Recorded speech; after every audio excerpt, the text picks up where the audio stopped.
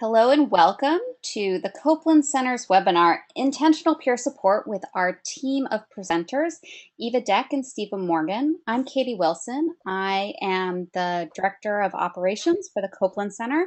We're so very happy that so many of you could join us today. I'm joined also by our Executive Director, Matthew Federici. Today we're going to hear a presentation from Eva and Stephen, who come to us from the Intentional Peer Support community, followed by a little opportunity for people to ask questions, and then we'll be answering those questions at the end of the program.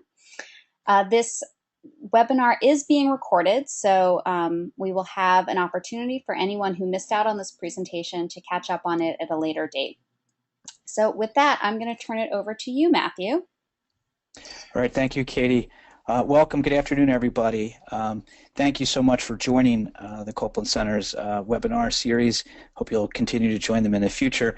It is really exciting for me to introduce our speakers and the topic of intentional peer support. When I really discovered how to tremendously create transformation, it was learning about intentional peer support by Sherry Mead and RAP by Mary Ellen Copeland. So it's a wonderful opportunity for the Copeland Center to be hosting this webinar today. I'll tell you a little bit about our speakers from Intentional Peer Support IPS.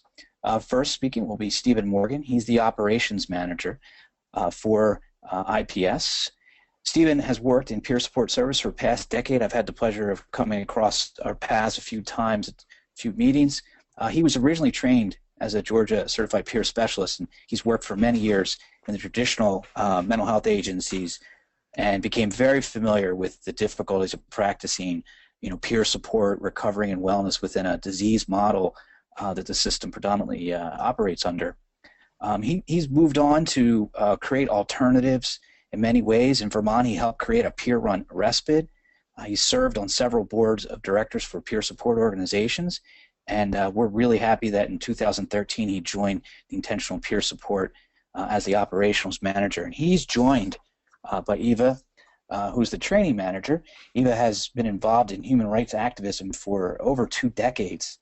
In particular, she has focused on infusing trauma-informed practices that are recovery-based and person-centered. She really believes the path to healing and recovery is through relationships and creating opportunities for empowerment, building connection, inclusivity, and building supportive communities. So you can tell for many of you who've been familiar with the Copeland Center for many years, you probably know exactly why these 2 speakers are joining the Copeland Center, and we're happy to have them talk about intentional peer support. So thank you again for joining us, and please enjoy. Without further ado, Stephen and Eva. Great. Thank you, Matthew. So this is Stephen Morgan. And thank you to the Copeland Center for sort of giving us the opportunity here to give an introduction or an overview, the kind of Reader Digest version of intentional peer support.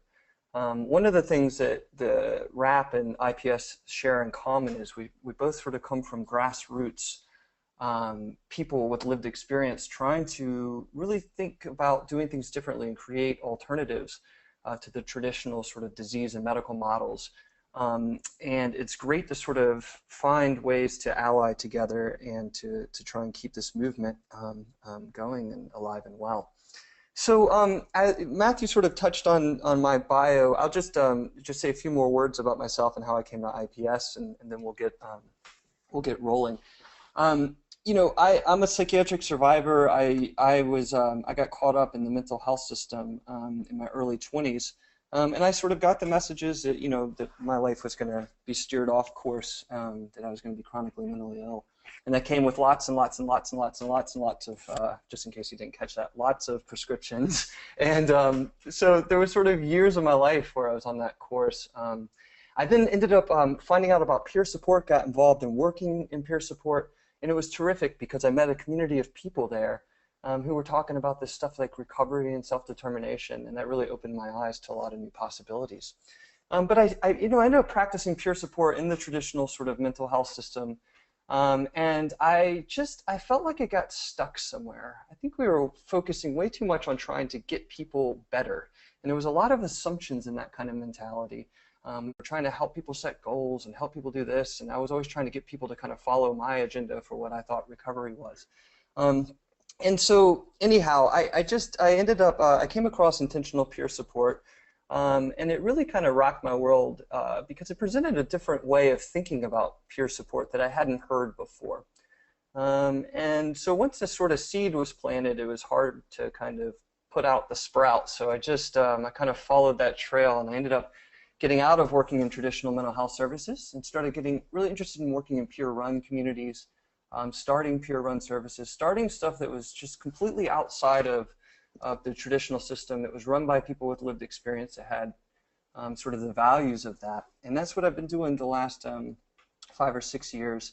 And as Matthew said, just came with intentional peer support last year as a trainer and as the operations manager.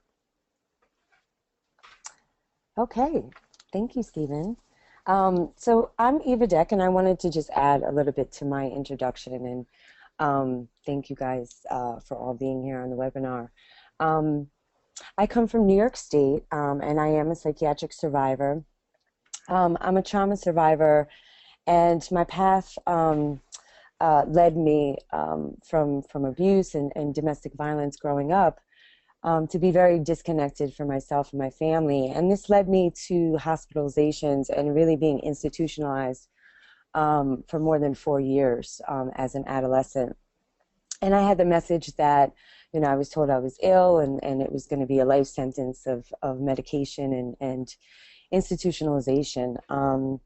And during those years that I was institutionalized, I was forced to live in environments of violence and fear, really exposed and experienced restraint, seclusion, chemical restraints, and I really felt punished and re-traumatized.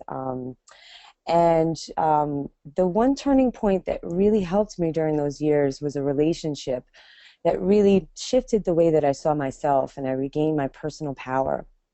And I began to see myself as a survivor.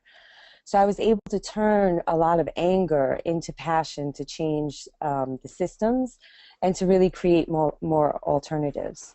And I had an opportunity when I came home, and I was part of starting a peer support movement in New York State and then nationally for youth and young adults. And we created a safe space for connection, supporting each other, and really healing through mutual supportive relationships. And through these years, we were able to really build collective power and see ourselves as citizens and creating community. And we went on to really to take social action, to fight against social injustice and for human rights. And I became an activist and working towards creating positive systems transformation for many years, infusing trauma-informed practices and services, and really creating trauma-informed communities. Helping to have more access to alternatives and create more alternatives to the traditional mental health system. And then also protecting the integrity of peer support and fighting for rights of parents with psychiatric disabilities as well.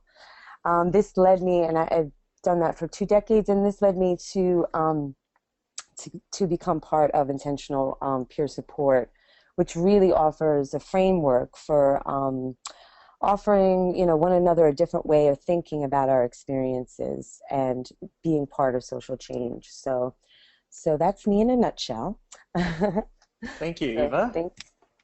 Yeah, so let's dive into to IPS, and so you can see on your screen, Sherry Mead created intentional peer support on the backs of many others, and she wrote her kind of narrative about how she came to create it. That's available on our website for free. It's under the articles section. It's called Intentional Peer Support: A Personal Retrospective. Basically, Sherry was locked up as a kid, as a teenager in the mental health system, and this is in a very bad time of institutionalization, or sort of the old school electric shock. Definitely no sort of messages of recovery or anything like that going on back then. She managed to get out. She actually became a jazz musician for a while and found real community there. And what was interesting was some of the same things, experiences that she would have that before were called illness, like staying up all night, were sort of seen as normal in the musician community. So she really kind of found, I think, a tribe there and managed to do that for a while. But if you fast forward a few decades, when she was a mother, had sort of been in a bad relationship, and she ended up back in the mental health system. And this time she kind of got stuck for a while. And it wasn't until someone challenged her, it was actually a social worker in a hospital one day, to sort of do something different with their life, that she kind of, all of a sudden a light bulb came back on. She realized that she could actually have some control over her life again, or she could make choices, and she had forgotten that through years of sort of being in and out of the system. So she got interested in doing something different, but when she went back to her community, she realized there was nothing in the community for people that was sort of outside what she had already kind of received. So she was challenged to kind of open up something and try something different, and so she got involved running a peer support agency, a peer house, and an overnight respite center. And she stayed with that for about 6 years, and they started doing different kinds of things there for people that were in crisis or people whose lives were kind of caught up in the mental health system. And at the same time, she was doing kind of advanced studies and drawing on a lot of material from organizational change, from systems theory, from sociology, anthropology. And she ended up kind of siphoning that down to try and create a way of talking about how we can do peer support that keeps it unique, and that keeps it evolving, and that keeps it, in some ways, I guess, effective. So that's what she did. She wrote a book called Intentional Peer Support, and we've been around sort of training in this material for the last 10 or 15 years in various incarnations. And this sort of giant snapshot, what is intentional peer support? You know, IPS, it's about creating relationships that make it okay for us not just to be in peer relationships, but to use them as a tool to take a bigger look at how we've learned to operate in the world. And so the focus that Sherry wanted to keep alive and real in peer support was the relationship. She wanted to bring things, instead of it being focused on individuals, to bring it back to thinking about how can we use relationships to look at ourselves, to look at each other, and to change and to grow from that.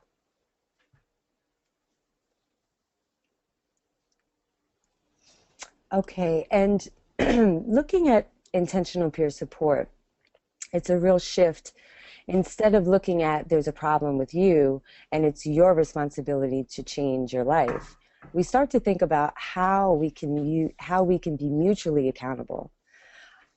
How this can be not just about you, but about us, where relationships start to be viewed as partnerships that invite and inspire both of us to learn and grow. Rather than, you know, I'm here to help you because you're different in some way or you have a problem.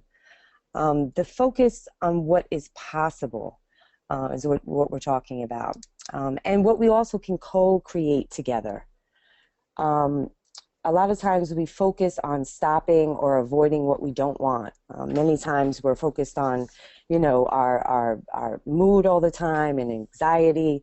And this is an opportunity to not just get stuck in that. Many of us lose touch of what we want, and when we focus much on what we don't want and what's wrong.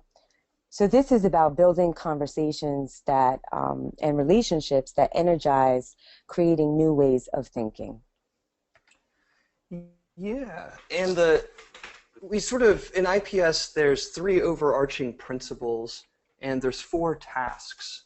So the principles are much like, you know, people have principles that kind of guide how they make decisions.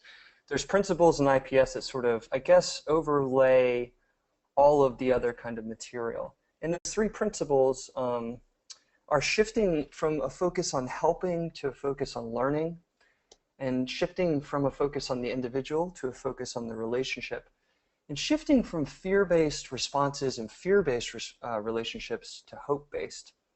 So we're going to look a little bit more in depth at these principles, and then we'll look at the tasks in a moment as well.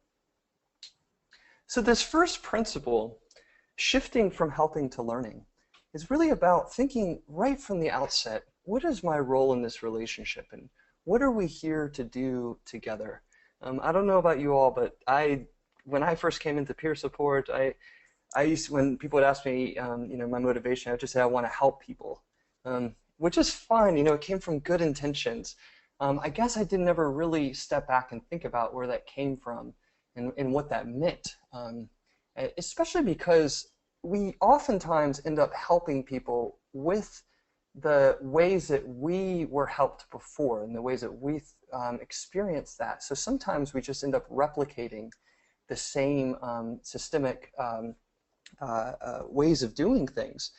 So this is, when I come into the relationship and want to help you, this sets up a dynamic in our relationship. And,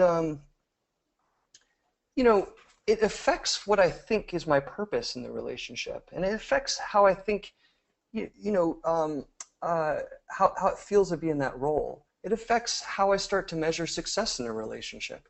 So if I'm here to help you, I often will measure success, for instance, by how much you change.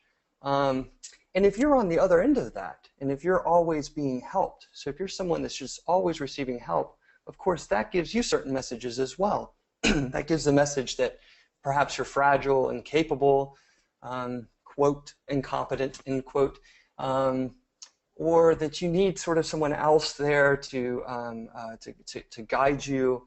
And it can kind of set up this dynamic where one person has more power, one person's the expert, and one person is sort of becomes the recipient of that expertise. Again, usually starts off with good intentions going into helping relationships, but oftentimes can kind of, especially over the long term, create these real imbalances. So in IPS, I want to think about shifting the focus to learning instead, that what we're there to do together is not necessarily me help you, but is for us to learn together. And I think about this as if, if you and I, we don't know each other and we meet each other and we're going to go travel to a foreign country together. If I've been to the foreign country and we go over there, then it's going to be a very particular kind of relationship. I'm going to tell you about what's in that country. I'm going to tell you about the currency exchange, about who to talk to, where to go, how to have fun, the drinks, the food. And it ends up sort of being a little bit on my agenda. If we go to that foreign country and neither of us has ever been together, we go from this position of not knowing, we go from this position of learning, and then what we end up doing is we explore together with a sense of equality in our relationship.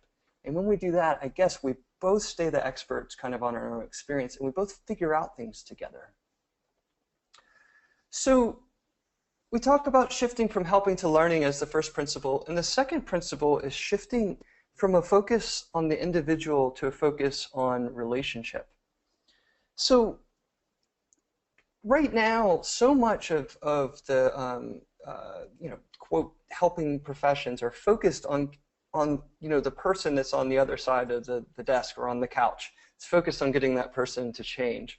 And so when we keep that focus on the individual, we predetermine outcomes. We want them to change. We want we want them to get a job or to stop acting in certain ways. It becomes all about that one person, and oftentimes we lose sight of our own learning. So when we shift that focus to the relationship, instead of it being about you changing or you sort of following an agenda, it becomes about both of us are actually going to contribute to the learning here. We're both going to actually be a part of this. We're both going to be authentic about who we are. We're going to negotiate things. We're going to talk about our needs and our experiences. And we're going to keep it there. So the focus shifts. Instead of what does this individual need, the shift is to what does our relationship need? What does our relationship need for both of us to stay present? What does our relationship need for both of us to stay growing? What does our relationship need for both of us to be able to challenge one another so that it's not just coming in one direction? Okay, so the third principle is moving and shifting the focus from fear to hope. And fear-based relationships are based on what's wrong, what we're afraid is going to happen. And when you really think about it, most of traditional mental health services are about what we don't want and what we are afraid of. Um, you know, take a minute and think of times in your life where other people have been afraid of you, or you know what you were going to do, or what might happen. And how did that affect the way you thought about yourself? And how did that affect your relationships? Um, for many of us, it becomes a very stuck place, a place where I feel I'm being seen as something to be feared, something to be stopped, and definitely it's very limiting. But hope-based relationships are based on what's possible, where we're going, and how we can create something new together. It's shifting the focus to what we are energized about and what's possible. Um, the energy in the relationship completely changes, and the focus, um, the energy, the focus, and even the desire to be in the relationship can completely shift. It allows us to stay open, and it can expose and create possibilities that didn't exist before. We often use a metaphor for moving from fear to hope, of looking at a metaphor of music. And the first one is making noise, and then the second one is making music. So I'll read that for you now. I start off with the melody. You notice that I miss a, oh, excuse me guys, hold on one moment. I start off with the melody. You notice I miss a couple of notes. So you say, I can't follow you when you're messing up. Let me start. You begin a melody, this time in a different key. It doesn't sound anything like what I'm used to. So I put down my instrument and watch. You're frustrated. So you say, just play what I'm playing. You'll be glad when you learn it. It will help you become an expert like me. I try to mimic it and please you, but deep down, it isn't my style. Yet now we sound similar. So you say, that's great, man. You're on track. So that's making noise. And making music is, I start off with a melody. You notice a few notes I play are unconventional, but you're curious where this could go. You start experimenting and soon find a rhythm that complements mine. When I hear yours, I answer back. Now we're playing together and harmonizing. Our combined sound is more interesting than our individual parts, even though we had no plan except to a mutual desire to play together. We're exploring. Later, you take us into a different key that I don't recognize. It's frustrating, even scary for a moment. But as I listen deeply and feel around my instrument, I find it and join you there. Now we're back on track. Where will we go next? And we use this as a metaphor, as you can see in making noise, that it was very limiting, and it was, you know, I'm wrong and you're right. But in making music, this allowed for us, even though it may have been uncomfortable at times and a little bit scary, you know, we didn't know where it was going, but we were open to the possibility, and we were able to meet each other and co-create something together. So this is a metaphor of really being open, and being able to see what journey and what we can co-create together. Great. And so so we've got these principles of moving from helping to learning, and moving from individual to relationship, and moving from fear-based responses to hope-based responses. And, you know, what does it take to get there? And some of the challenges of that are, you know, first of all, sitting with discomfort. As Eva was saying in that music metaphor, that, you know, if we're coming to play music together and what you're playing, I don't like the sound of it, you know, I can either try and tell you that what you're doing stinks and that you should just follow what I'm doing, or I can really try and hear it from a different perspective and be willing to sit with the fact that I'm uneasy about this kind of stuff. So, you know,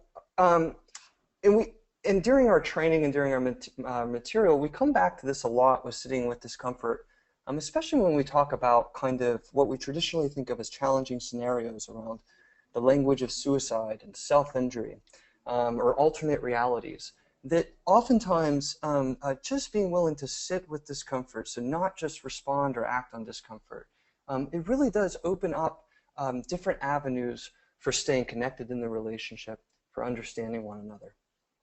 One of the second challenges that we talk about is, holding multiple truths. And this is the idea that, you have a truth about the world, and it's true because it's true to you. I have a truth about the world, and it's true because it's true to me. And when we come together in relationship, those truths are obviously sometimes not going to jive well together. So how can we build a relationship where we're able to honor both people's truths, still passionately believe what we believe, but be able to keep the relationship going, keep it alive with both of our truths present. And then lastly, a real willingness to take risks is important. I was thinking about this last night with risks. Risk has become this kind of thing that people want to minimize. There's all these protocols to minimize risk. It sort of seems safety and risk go hand in hand. So it's like the less risk we have, the more safety we have.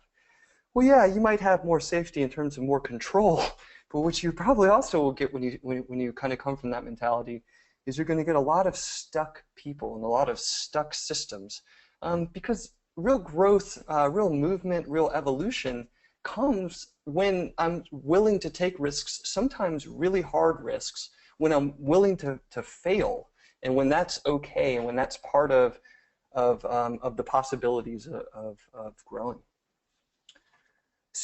So we looked at the principles. We're going to shift. We're going to look at the tasks.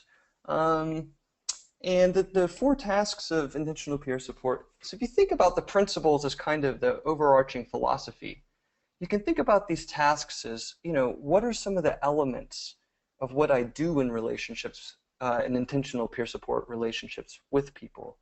And so we talk about connection. We talk about understanding worldview, going for mutuality, and having the relationship focused on moving towards. So we're going to dive a little bit more into each of those. And so we're going to move into the first task of connection. And connection is something that, can be really hard to describe. It's a feeling. Just think of how you know when you're connected with someone. For me, it's you know when you're connected, and you really know when you're not connected with someone. Suddenly the energy has shifted. Connection is rather, it's intangible. It can happen in a second. There's many times I'm just walking down the street, and I make eye contact, and I can feel that connection with a person. Or there's times when I'm at the grocery store, or standing at a bus stop, and strike up a conversation, and I feel that connection with that person. So it can happen very quickly. There's also times where connection can it can take a lifetime to really build and work on. What connection creates is a sense of belonging, that I'm not alone, and that we're really in this together. It builds trust, which leads to learning for both of us. And it also serves to move the focus away from the individual and into the shared space between us in the relationship. So looking at disconnection, as quickly as we connect, we can also disconnect. And it can be challenging to find a way to reconnect. It can happen in many ways. There's many ways that people feel disconnected. Sometimes it's just a sense of judgment, or you're lecturing me, or there's been times where people just get distracted, and I feel that I'm not being heard, and I can feel disconnected. If someone's moralizing or trying to analyze you, and we all have these individual hot buttons too, that can cause a disconnection right away. But reconnection is always a possibility, And I think, when there's a disconnection, we usually blame ourselves, like, oh, we've messed up again, or we definitely blame the other person. And we don't really consider that reconnection is an option. There may be many ways to talk about what happened that can create an even deeper relationship. So looking at how to reconnect, there's really no set formula, but definitely I think a good heartfelt apology can really start that reconnection. If I can own my own part in what happened, and also just really checking in too of, it looks like something I've said has upset you, what's going on. I think being honest is definitely key, and you're able to say, I was really hurt by that, or that really made me angry. I wonder if we could talk about it. So it's about finding ways to reconnect, to bring out whatever elephant is in the room, and once we're able to start that reconnection and open up the conversation, it really can create a deeper relationship. So we talk about connection being the first task because oftentimes without connection, you can't get anywhere else. If you come into a relationship and you don't have that connection, it's just kind of, yep, yes. It's very hard to find areas to feel energized with. And I think ultimately that's the goal with intentional peer support, or one of the goals is to have energizing relationships. So we talk about making connection first, and then we talk about sort of understanding worldview. Now this term worldview means kind of, as it says, it's my view of the world. But what the term also holds is it means that the way that I view the world has been shaped by a lifetime of experiences. And even beyond my own life, my ancestors' experiences. And so actually, the way that I see the world, the things that I believe are true, the things I believe are right, the things I believe are wrong, these come from experiences of culture, they come from experiences of race, they come from experiences of religion, of class, of gender, and how society thinks about gender. They come from experiences of, access I have to different foods, of experiences I have of power and privilege in different environments. All these kinds of experiences, these sort of social experiences, impact how I then come to see what I think is right and wrong, what I think is good or bad, my judgments and my assumptions.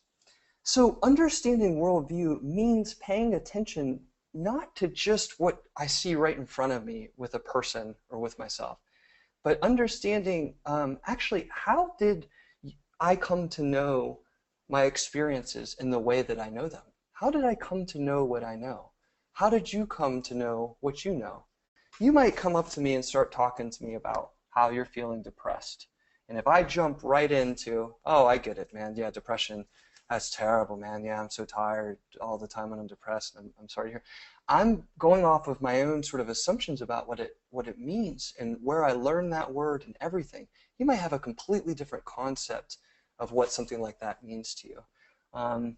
So we talk about worldview as sort of like is staying curious about it, and this means that if everyone sort of has a worldview and everyone is sort of shaped by experiences, that actually the impact of trauma in many of our lives, because many of us that use mental health services have had trauma, sometimes extensive trauma, means that we were shaped by that, or likely shaped by that.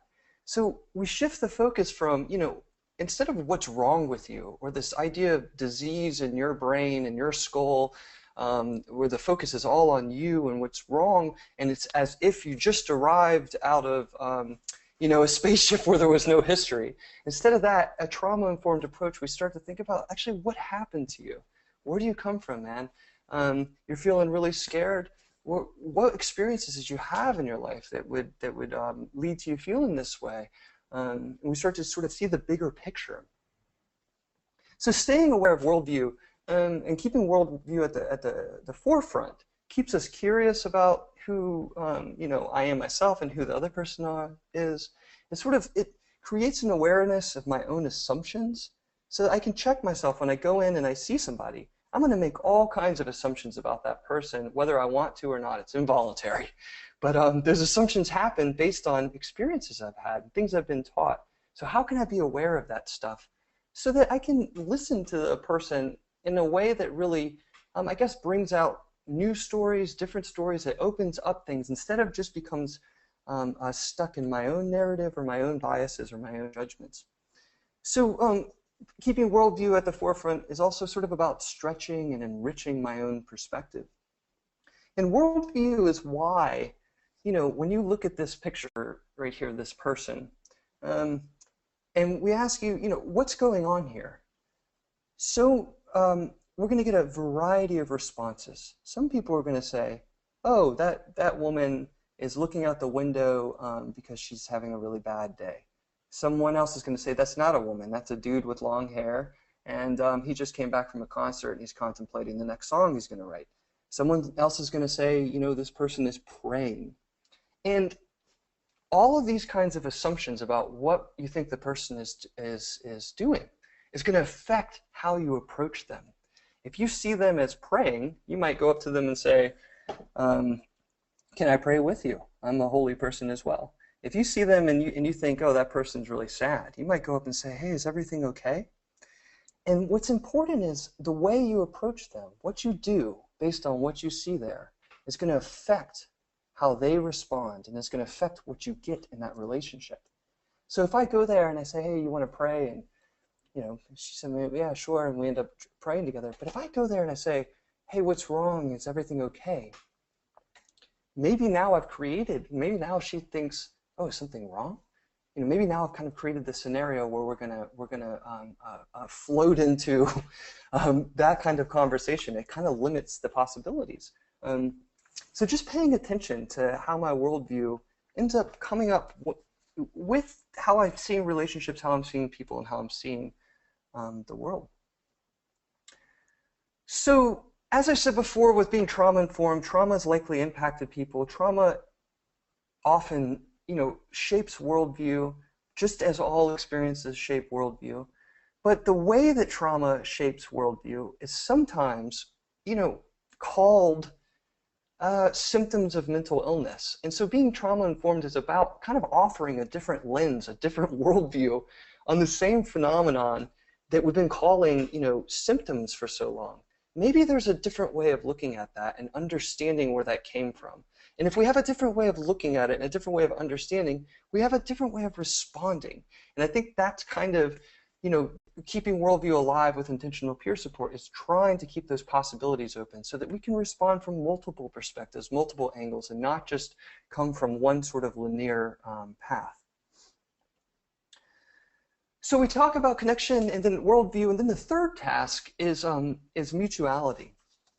And mutuality, is really the core of peer. I think of all peer support, but it's really the core of intentional peer support. It's about redefining help. Mutuality means that if the relationship is not working for both of us, it's not working. So it means that both of us are present in that relationship. The relationship goes both ways. We both give, we both receive. And that doesn't mean that I fear sometimes that peer support's going in the direction of, oh yeah, I've got mutuality because when I help that person, I feel better about myself. That's not what we're talking about. We're talking about there's actually that both people are authentically present with who they are in that relationship, and that both people get to experience that pleasure of helping one another. Mutuality often happens in moments, in little moments. There's times where I might give you a hand up, times where you might give me a hand up. And it's really about moving away from a service type relationship. As Sherry says, that if my motivation is for you to change, then we're in a service relationship. So it's about getting away from me, my motivation not being for you to change, but my motivation really to be about, let's build a relationship where we can learn about each other and we can grow from that. And we can support each other and we can challenge each other once we've got trust. And so with that, comes mutual responsibility, which means that we both have to put in to take care of the relationship. So no longer is it about you sort of, having to follow my plan, or me having to just take care of you. So if I'm used to being a service provider, maybe it doesn't work for me if I have to sit down and just hear you out for 20 minutes every day or something. So mutual responsibility means that I can actually communicate about how that's impacting me and what I'd like to be done differently. So when we expand on this stuff in our training, this gets us into boundaries. We talk a lot about power and privilege and how that impacts relationships. Gets us into the perennial question of, is peer support more like therapy, more like friendships, or something altogether different? And we go down those bunny trails and really unpack some of these concepts a lot more. So looking at the fourth task is moving towards. And it's kind of an alchemy that happens when we have connection, worldview, and mutuality, and they all come together, and it really accumulates in moving towards. It happens when both of our worldviews are there and are present. And it's a kind of energy that make hope and possibility the underlining spirit of the conversation, and it creates new opportunities. We're able to find possibilities and opportunities that weren't, that when we're moving away from a crisis and draining energy is always present. When we're moving towards something, there's a very energizing possibility of moving towards something unknown that is exciting.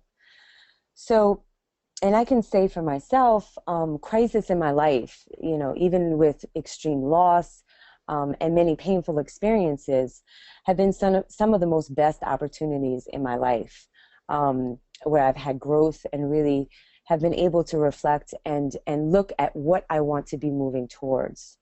So, I mean, think back on your life in your own crises, and what have you learned from them? And what have you seen as moving towards and doing different now, and what was made possible? I give an example of, if your house burned down, that's a huge tragedy, but it may be an opportunity to move, or to build a new house, or to create, go to a new community and create a new life. So sometimes when it's really difficult, when we have difficult times in our life, we end up on a completely different pathway. And so it's looking at moving towards new opportunities. We can develop, self-awareness and patterns and identify patterns where we've been stuck. And through the process of relating and evolving our relationships, both people are able to really push through the edges of our own, comfort zone. And through this, we build a conversation that is energizing, creating new ways of thinking and creating new possibility.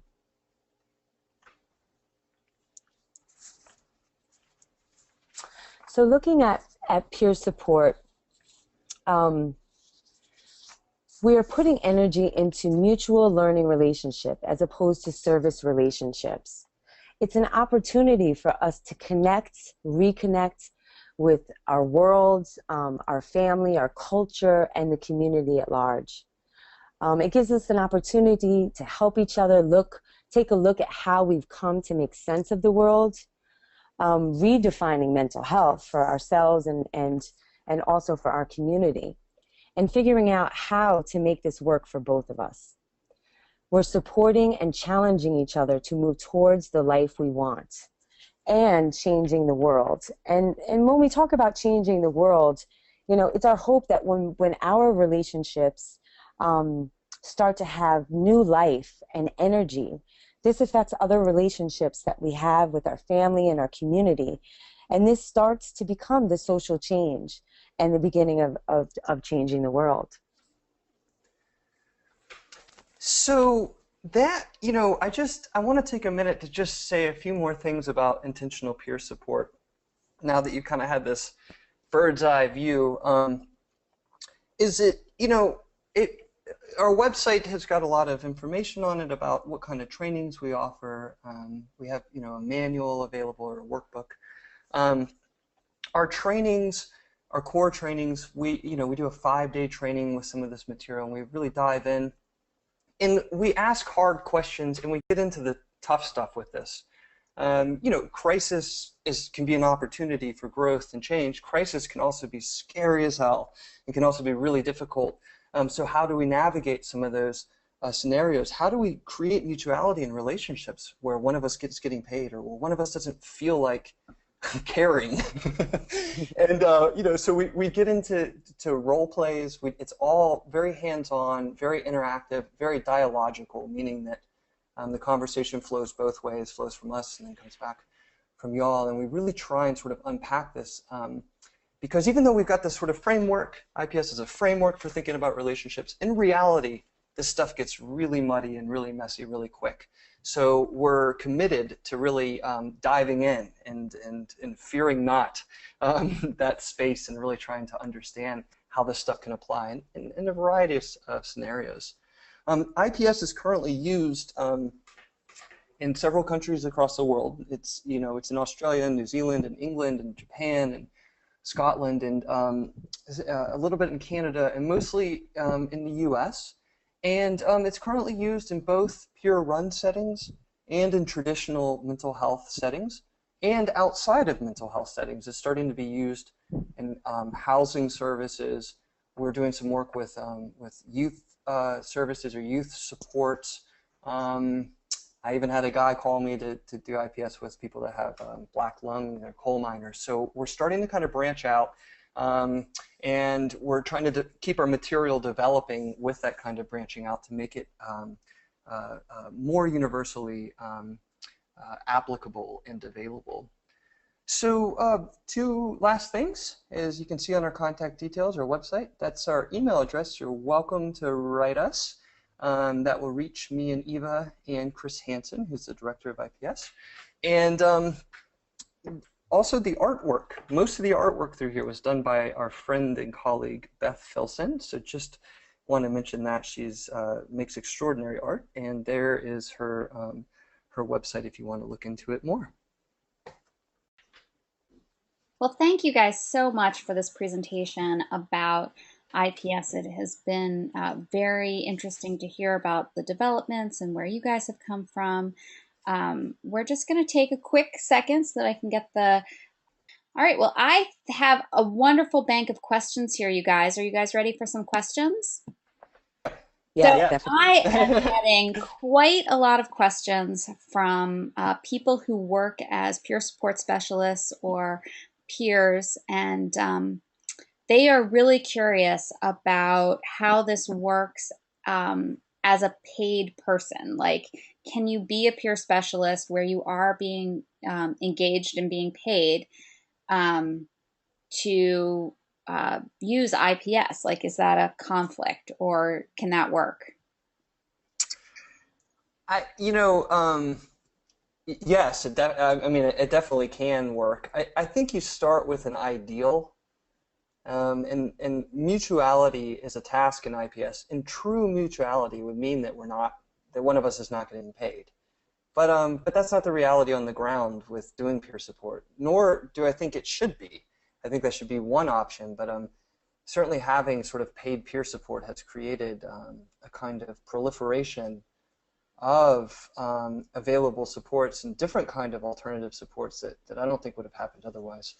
So I think yes. I think if you get too purist about any model, it's very hard to practice a model, and we really try in a pure way. We try and really in IPS get out of the notions of right or wrong, and see it as that this is a framework for thinking about relationships, and the most important thing with the framework is to try it on and to kind of think about how these concepts, worldview, connection, do I have connection in this relationship? Am I paying attention to worldview? Is mutuality present? Think about it in your own relationships, and if it doesn't seem like you have those tasks, that's fine too. It's about learning. I mean, so I guess at the end of the day, the answer would be yes. You can be paid and have it, and the other answer would be that's the kind of stuff that we dive a lot more into in our trainings, it comes up every time because it's a big question, and something that's that we continue to struggle with, trying to figure out ways of thinking about that together. Great. Well, thanks for the answer around that. So that was the sort of the first genre of questions around peer support specialists, and then the second one, and I'll read this one directly, although we've heard I have a bunch in my queue about the same thing, which how does IPS work in a hospital situation where a peer transition specialist job is to develop relationships with individual care? And now you guys talked a little bit about that. But then the second part of it, how does IPS change the dynamics within a place where there is both the medical model and sort of a peer model as well? Or does it? I guess that's another question sort of in there. Those are great questions. Y'all are making me put on my thinking cap, which is beautiful, which can go hand in hand with the more I have to think, the more coffee I will be drinking on this side of the microphone. The hospital question, it's yes, IPS is used in hospital settings. It's used with people that take notes. I mean, look, there's psychiatrists that we've trained that use IPS in their own practice, so it can be used by anybody. It does sort of get adapted in different forms, but again, IPS is more like concepts. We don't get into the real, like, this is exactly what you must do with somebody, and because of that, it's these principles, they can kind of flow into what you currently do in some incarnation or another. The second question about sort of systems change, it's hard when we go and we train people that work in peer support in larger systems where they can't really practice some of the things that we're talking about, like mutual relationships or even like spending time to make connection. So we're cognizant of that. When we do trainings, for instance, we do try and bring in, always sort of recommend that supervisors, that people at all kind of programmatic levels come to the training. So, for instance, we have some projects where we're training a lot of people, like in New York City with the Parachute Project, a lot of people at different levels of administration, everyone down from the medical director down to, the person does direct peer support service, not down to, I don't want to say that, over to. Every single, person is trained in IPS so that they all kind of get the overall framework, and that's certainly helpful. We're also working on creating documents and supports so that organizations could adapt more to some of the values and principles of IPS. So that's kind of a work in progress. Well, that's very informative around sort of both the individual and systems change levels. We do have a great question here from Kathy, who says, I'd like to start to make the shifts you're describing. How do I start? How do I start initiating a conversation on this topic? Eva, what do you think? You want to take that, or? Well, I think talking about that this is a different way than people are used to relating, and I think really building on the connection and spending time with connecting with people is the first step. And we're used to being in a helper-helpee type of relationship. So it's about being honest about how this is a new way of working together that may be uncomfortable for both people, but really looking at the value of having mutuality and negotiating that and talking about and especially in different settings. It may be challenging, but that can be an ongoing conversation. But putting it really out there that this is a different way of communicating and building that mutual respect and mutual responsibility within the relationship. And then exploring, being curious about the other person in the world, our individual worldviews, and allowing for room to really take a step back and look at how we've come to know what we know. And letting that relationship build trust and naturally unfold to seeing where people want to be moving towards, instead of being used to, you know, goal setting and moving away from crisis, but allowing that this is an opportunity to really look at what, you know, what kind of life do you want to be living, and have that energy be moving towards a different way of having a relationship and a different way of living your life. Yeah, and I'll add to that too that I gathered from the question that she was wondering about too, how she could talk to, she wants to make the shifts, but also how she could talk to the people that she works with about doing this. And yes, an advocacy sort of. Yeah, there was an article in our last two newsletter ago. It's on our website. It's a fall newsletter called "Talking in Ways That Can Be Heard," which was written by Sherry, and it was just about that, exactly about talking with folks that may have a very different way of doing things and want a different way of doing things, and trying to talk in a way where the dialogue can flow. It's a big question, and it's an important question because it sucks that often, I think in any kind of social change movement, sometimes the responsibility falls on the people that have been sort of victimized or oppressed by systems to then try and change the system. So it sucks to just throw in a peer support specialist, one person, into a giant agency and say, okay, now go change the whole system. But that's kind of the reality of what we're living with. And so if we can sort of build camaraderie around that and network together, I think it'll feel more doable. And Stephen, speaking of camaraderie, if I can make a point or two. Oh yeah, Well, it's funny. I've been called a purist when it comes to peer support, and I'm amongst friends now. But in practicality and seeing the questions, one of the things that I've really bottom lined a lot of conversations when it comes to people who are in hospitals in a diseased model framework for funding is really the issue. There are two really key elements of change that'll help us so that we can provide IPS and stick to our values even if we're getting paid, and that is the contracts and the job descriptions. When the contracts that are contracted to get the funding to provide the services and the job descriptions line up with the tasks of IPS, then it's a lot easier for us to stay in the relationships that we want to have, as you talked about, and not feel compromised. But a lot of times you'll see that people have placed peer support into contracts and into jobs where the job description isn't really kind of speaking to the kinds of things that you talked about today. And if the contracts and the job descriptions line up, there are two aspects to the funding stream. There are outcomes, which is often what the system wants, decreased hospitalization, these types of things. And we can give them what they want as long as the deliverables we're saying these deliverables will give us these outcomes, as long as those deliverables, i.e. the tasks and activities, are IPS-based task activities.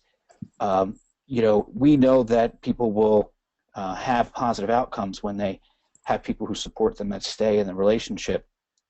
So sometimes we have to talk that language. We need to make sure that deliverables for funding streams are focused on IPS principles, and they can have their outcomes. And we can say, if we focus on the relationship between both of us, yes, one of us will have these positive outcomes. But if the contracts and the job descriptions don't really speak to that, then when we're getting supervision, we can run into barriers. That's just been my observation, and the key things I think we have to really be talking about to make these things real in the system. Sure. Yeah. And I'll just say one last thing with it is that, when we sort of dive into, okay, so in my job, I've got to take notes on someone, we start to get into, well, what would notes look like if they were focused on the relationship instead of focused on the individual? Is there a way to take notes where you're actually writing about the quality of the relationship and how it's going for yourself, and that the other person contributes to that? I mean, I know that Medicaid, I took notes as a Georgia peer specialist. I did the Medicaid reimbursable stuff for years. I know that this is tricky stuff to get around, but I think there's some creative avenues there, and kind of as you were saying, Matthew, sometimes it's doing what needs to be done in that world, but also still, doing sort of peer support, that's not so mechanized or not so outcomes driven on the ground. Yeah, absolutely. I think that that is a very good point about that. And I mean, to me, what I'm taking away from this is that we can use IPS in our relationships, and trying to build our relationships no matter who we are, whether we're paid or not to do that. And so, you know, the way that it can at least have transformation on your own life is trying to create those kinds of relationships with others, no matter what kind of system you're in. Would you say that Sure. that's like a fair assessment? Mhm. Yes. Yes. Yes. Well, Well, definitely. I have to say, I'm so sorry that our hour is already up, and I thank everyone for hanging on a few extra minutes. It's been so wonderful to have you, Eva and Stephen. This is a conversation I hope we can continue and talk more about sort of the crossing nature of intentional peer support and RAP in the future. But getting this first sort of view into intentional peer support for RAP enthusiasts and intentional peer support enthusiasts has been really wonderful. And I hope that we can do this again in the near future. And if you guys like this, definitely consider coming to the Copeland Center Summit in November so that we can continue the conversation there as well as online. So thank you guys so much for this.